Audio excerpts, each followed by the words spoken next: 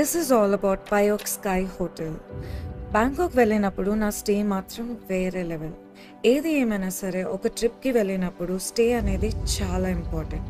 అలాంటిది బ్యాంకాక్ లాంటి major trips అయితే ఎవ్రీ సెకండ్ ఎంజాయ్ చేయాలి కదా. మీరేమంటారు? కొంచెం ఖర్చు ఎక్కువైనా పర్వాలేదు అనుకుంటే ఇలాంటి నోస్టాలజిక్ హోటల్ని మాత్రం మిస్ చేయొద్దు. It's a building of 84 floors with lot of amenities. Trust me, it's a very good place to stay. It made my stay more convenient, more flexible in all possible ways.